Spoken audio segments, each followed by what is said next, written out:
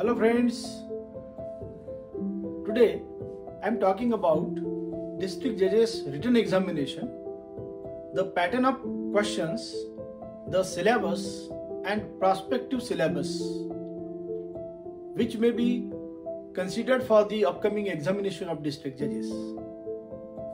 Friends, I have prepared a list of the laws, acts, codes regarding which the questions were asked in the past, also in the written past, so that you will have a complete idea as to how many acts, how many laws, how many codes have been considered for the purpose of written examination of the district judges. And I am assuring you, it's my opinion that 90 to 95% I will be covering up the syllabus of the written examination of the district judges. So I request you to please watch this entire video till its end. I'll be showing you the list of all the acts, laws and the enactments which were considered for the written examination. So please watch.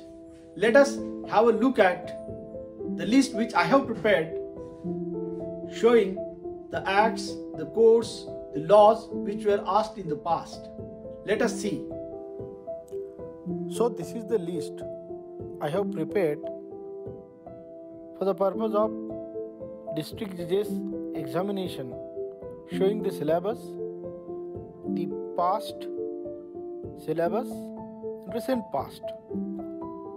My focus is on the Maharashtra Judicial Service, particularly the posts of district judges, and therefore I will be using the state language as well as this professional language, official language, English.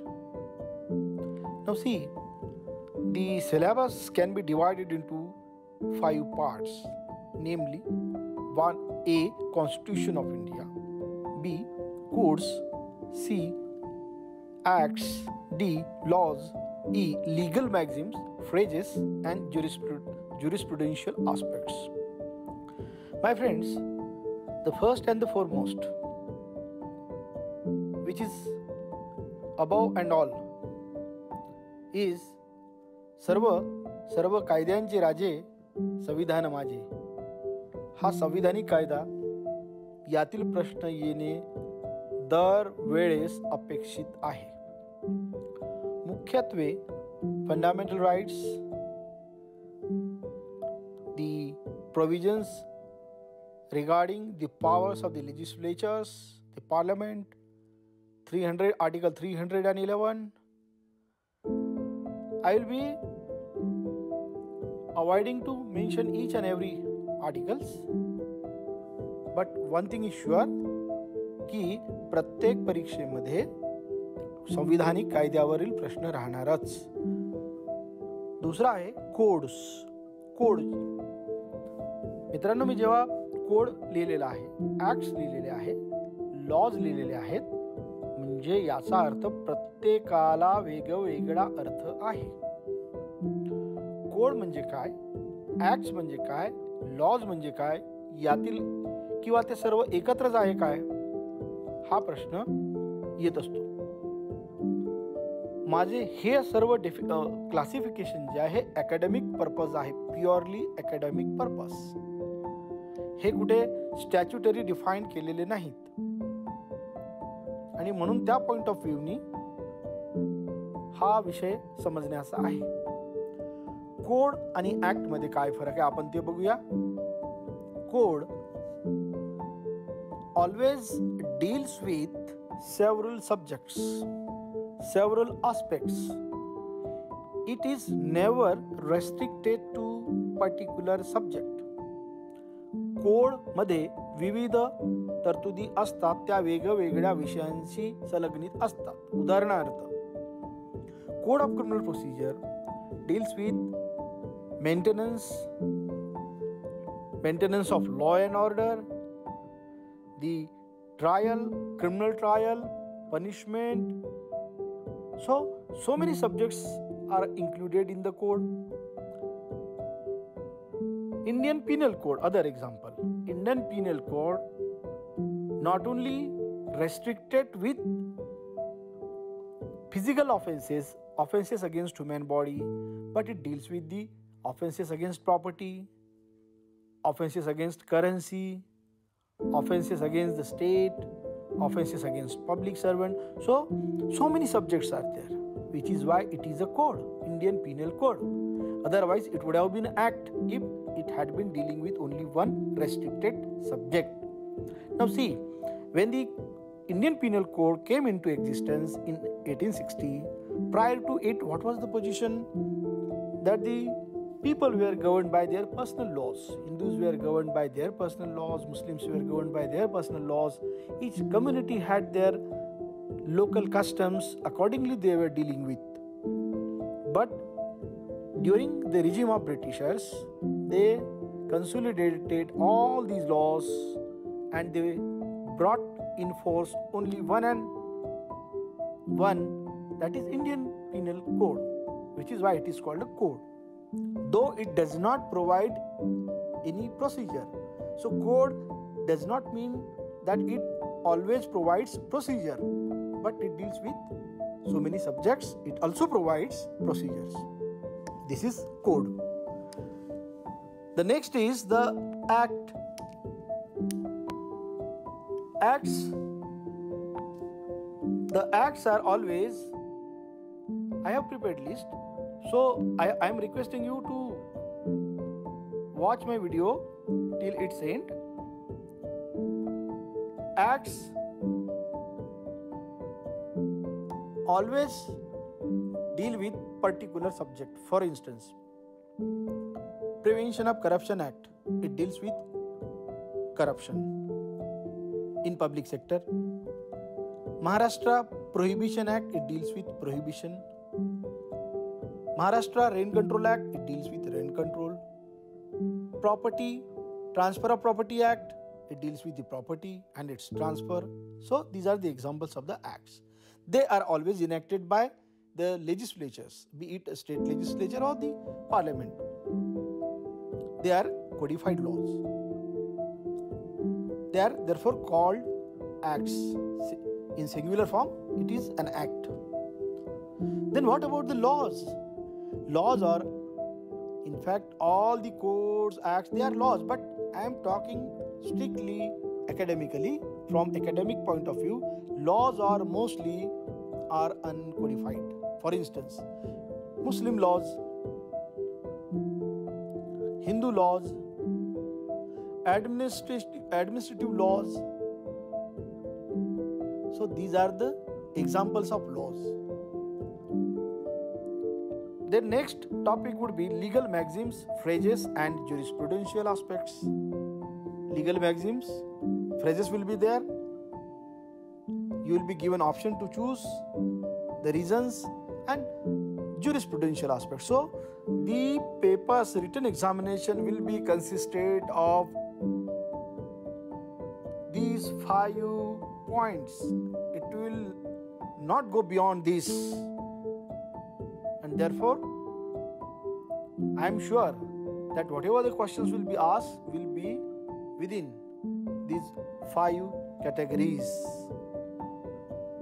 So I have, as mentioned above, prepared the list. Now let us go to see the list. See, at number 1, सर्व कायद्यांचे राजे संविधान माझे, Constitution of India.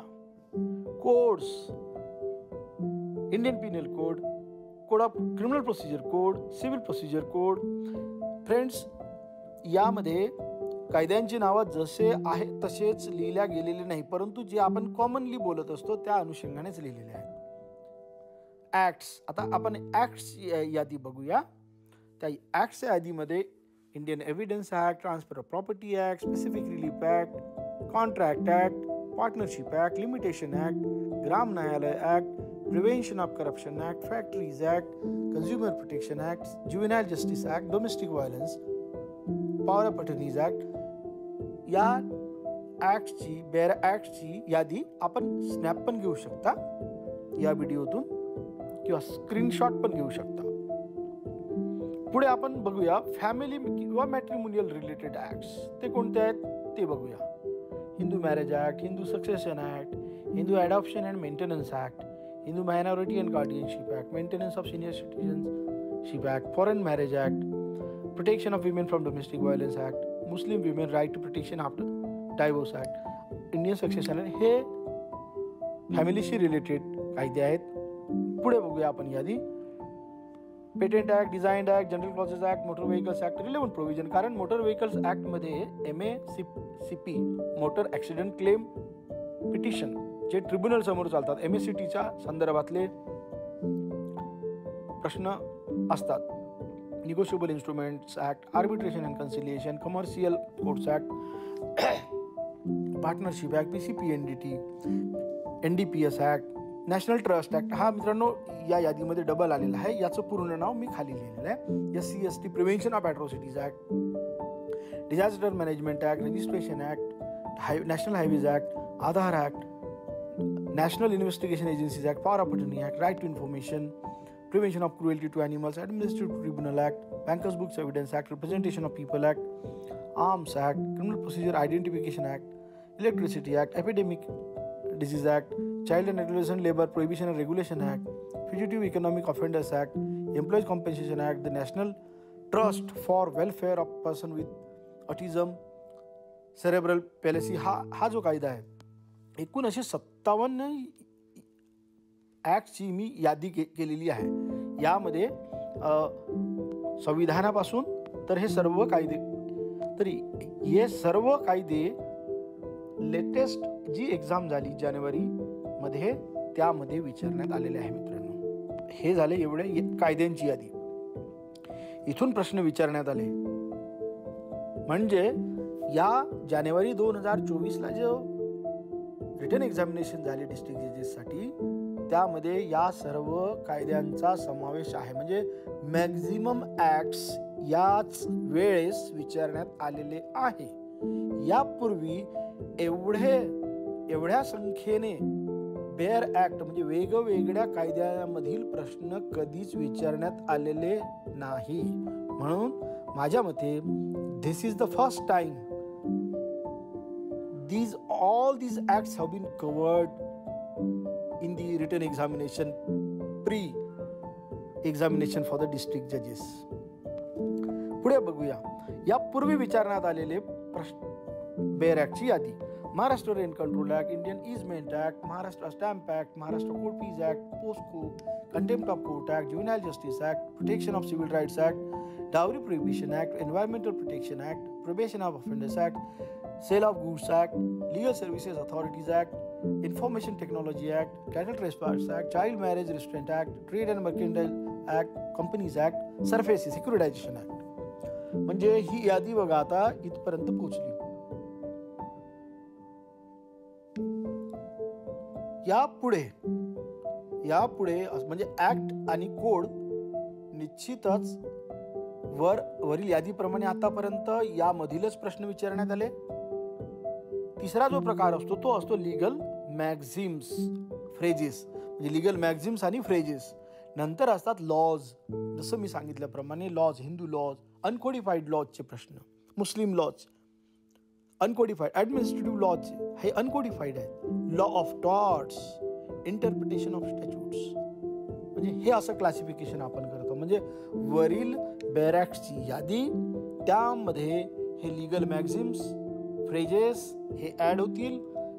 त्या व्यतिरिक्त uncodified Hindu law, uncodified Muslim law, uncodified administrative law, law of torts, interpretation of statutes हे सुद्धा add होतील. पुढे आपण जाऊया लँडमार्क जजमेंट्स जे अपेक्स कोर्टने दिलेले असतात त्यांची यादी. ही यादी काही कंप्लीट केवळ असू शकणार नाही, कारण दरवर्षी वेगवेगळे कायदे, वेगवेगळे लॉज डिक्लेअर केले जात असतात. Landmark judgments are being rendered by the apex court, so possibility of asking the questions of recent landmark judgment is always there. मात्र यापूर्वी जे विचारण्यात गेलेले आपण त्याचा त्याची यादी बघूया. Vishakha judgment, Olga Tellis, Sarla Mudgal judgment, Kesavananda Bharati judgment, AR Antulay judgment, Kesavananda Bharati double झालेला आहे तिथे. सत्येंद्र कुमार अंतिल बेलच्या बाबतीतला, हुसैनेरा खातून, भीमसिंग, गोलकनाथ, मनेका गांधी, SR बोंबे हे लँडमार्क जजमेंटच्या बद्दल विचारण्यात आलेले आहे प्रश्न. या लिस्ट ही पुढे पण जाऊ शकते, कारण रिसेंट पास्ट मध्ये बरेचसे लँडमार्क जजमेंट आलेले आहेत. PMLA ऍक्ट वर आलेले आहेत, NDPS ऍक्ट वर आलेले आहेत. तर त्यामुळे ते लँडमार्क जजमेंट आपल्याला माहीत असणे फार गरजेचं आहे. आणि हा जर आपण बघितला हिस्ट्री, तर आपल्याला फ्युचरमध्ये कोणते ऍक्ट वाढू शकतात ते आपण बघूया. एक्सपेक्टेड इन फ्युचर माझ्या मते prevention of money laundering act PMLA, कारण इथे ज्युरिस्डिक्शन जे ED कोर्ट असतात, it is always presided over by the person holding the rank of district जज. त्याच्यामुळे त्या ज्युरिस्डिक्शन, तिथली प्रोसिजर, पॉवर ऑफ कॉग्निजन्स याबद्दलचे प्रश्न विचारणे अपेक्षित आहे. स्मॉल कॉजेस कोर्ट्स ऍक्ट, यात अपेलेट ज्युरिस्डिक्शन असते, डिस्ट्रिक्ट कोर्ट असतात. सोबत इंटरनॅशनल कोव्हेनंट्स जे ह्युमन राईट्सचे रिलेटेड आहेत, जे वुमेन राईट्सचे रिलेटेड आहेत, यावरील काही प्रश्न येणे अपेक्षित आहे. कारण आपण पास्टमध्ये सुद्धा यावर प्रश्न विचारण्यात आलेले होते. म्हणून आपल्याला महत्त्वाचे international covenants to which India is a party ते आपण बघून ठेवणे जरुरी आहे मित्रांनो. सोबत नवीन जे ऍक्ट्स आहेत, भारतीय न्याय संहिता, भारतीय सुरक्षा साक्ष अधिनियम, भारतीय नागरिक सुरक्षा संहिता, हे ऍक्ट वर if they are implemented, if they are given effect, then there is a possibility of asking questions on these newly enacted laws, code and the acts. तर अशा पद्धतीने ही लिस्ट आहे माझी. मी ही सर्व लिस्ट आपल्याला सर्व ऍक्ट्सचं कंपेलेशन एकत्रित यावं या दृष्टिकोनातून बनवलेली आहे. मित्रांनो, आपल्याला लक्षात येईल की एकूण एवढी मोठी संख्या बेअर ऍक्ट्सची आहेत, which also includes the codes, आणि मग त्या व्यतिरिक्त मॅक्झिम्स आहेत. म्हणजे एवढे विषय आपल्याला कव्हर करावे लागणार आहे. म्हणजे ही it is not like a examination of the civil जज ज्युनियर डिव्हिजन. 11 विषय आहेत, 11 विषयाच्या वर ते काही प्रश्न विचारला जाणार नाही याची खात्री आहे. मात्र इथे सिलेबस प्रिस्क्राईब नाही. जर प्रश्न विचारणाऱ्यांना असं वाटलं की आम्ही ही यादी आणखी वाढवू शकतो तर ते वाढवू शकतील.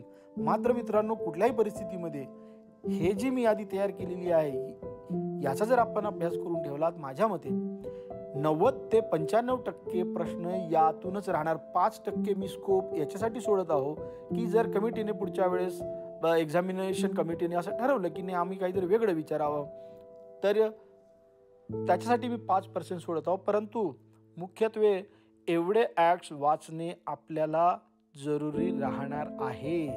आणि म्हणून आपण या सर्व बेअर ऍक्ट्सची यादी, फोटोज घ्यावे, स्नॅप्स काढावे, स्क्रीनशॉट घ्यावेत आणि सगळ्यांचे बेअर ऍक्ट्स कॉमेंट्री वाचण्याची गरज नाही. या स्टेजला वाचणे आपल्याला जरुरी आहे ते बेअर ऍक्ट्स, आणि त्या अनुषंगाने पुढच्या अभ्यासाची तयारी सुद्धा करावं लागणार आहे. आपण आता बघितलं असेल की ही परीक्षाचा जो स्तर होता, जो पूर्वी होता 2007 मध्ये प्रश्न 8, 9, 10 पूर्वीच्या जे प्रश्न आपण बघितले ते सोपी होते कंपॅरेटिव्हली. मात्र आता जो प्रश्नांची लेवल जी आहे, जो दर्जा आहे तो फार उंचावलेला आहे. ऍक्ट सुद्धा बरेचसे कव्हर करण्यात आलेले आहे. म्हणजे ही एवढी सहज आणि सोपी परीक्षा आता ही उरलेली नाही. पूर्वी पण सोपी नव्हतीच, परिश्रम तर त्यावेळेस घ्यावं लागत होते, परंतु काळानुसार परीक्षेचा दर्जा उंचावलेला आहे हे आपण या प्रश्नांवरून म्हणू शकतो. आपल्याला असं म्हणायचं नाही की यापूर्वी जे लोक डिस्ट्रिक्ट जजेस झाले ते सोपी प्रश्न सोडून झाले, असं आपल्याला मुळीच म्हणायचं नाही. तर मित्रांनो, ही होती list.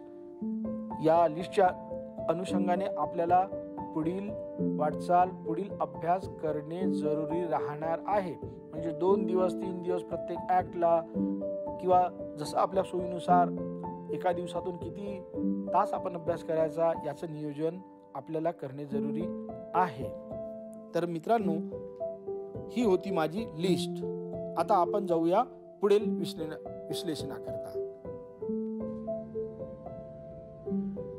We have seen the list of the acts, the laws and the codes which was considered for the purpose of written examination of the district judges.